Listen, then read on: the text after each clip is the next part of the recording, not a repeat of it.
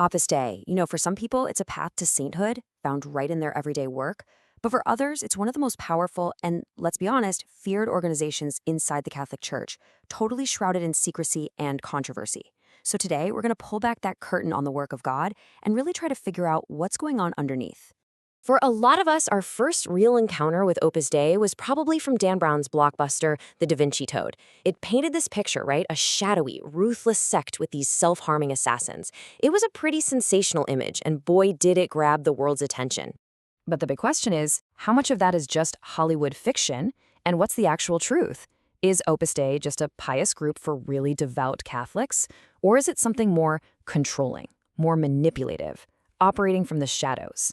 That is the core question we are digging into today. All right, so to figure that out, we've got to peel back all those layers of myth and mystery to understand where its real power and influence come from. Well, if you go straight to the source and ask Opus Dei, their mission sounds, well, beautifully simple. Their leadership in Germany describes it as just a message of living with love and mercy. And on the surface, sure, it's a message about devotion, about making your daily life holy.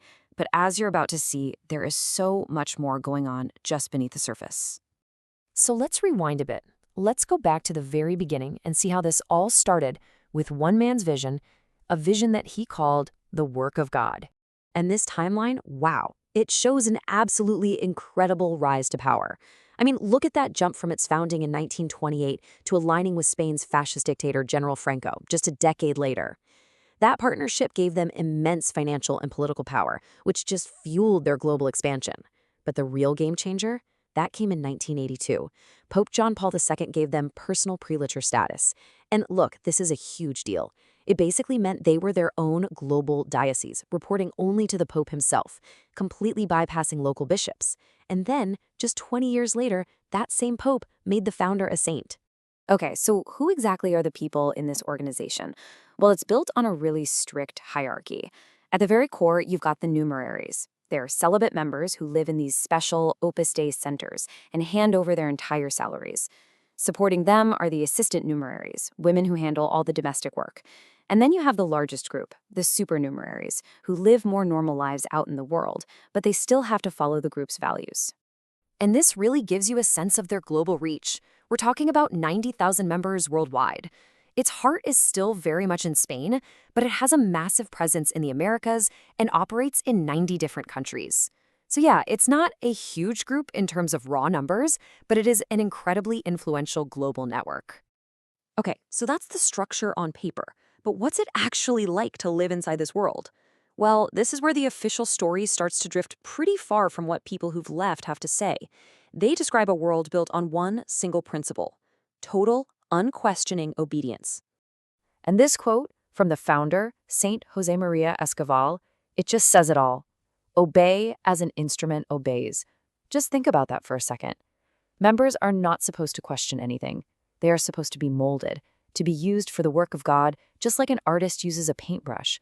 And that one principle, it's the foundation for everything. And this slide, it gives you a tiny glimpse into what that obedience looks like day to day. For the numeriers, every single part of their life is controlled. I mean, can you imagine waking up at 6 a.m. to kiss the floor and say, I will serve? Mandatory cold showers. You have zero financial freedom. Every single cent is tracked. Your books are censored. You need to get permission from a director just to buy a new pair of pants. It's like a parallel universe, totally built on rules and giving things up. And the discipline goes even further, right into the physical body itself, through practices they call corporal mortification. The first one is the cilice. It's a metal chain with spikes that's worn tightly around the thigh for 2 hours, every single day. The stated goal? To subdue one's desires and share in the suffering of Christ. And then there's the second practice, the discipline. We're talking about a braided whip that's used for self-flagellation. Now, I know it sounds shocking to us, but inside the group, these practices are presented as totally normal, traditional acts of penance and devotion.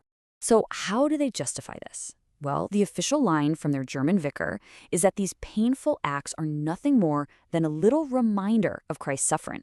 But critics, they see it very, very differently. They argue it's a physically harmful practice that comes from an extreme theology, a way to keep what they call the evil body in check. So you have this intense internal world of discipline designed to shape every member. But how does that translate to power on the outside? Let's take a look at the group's influence in the highest levels of society. See, Opus Dei has been really smart, really strategic about placing its members and supporters in key positions all across politics, finance, and education.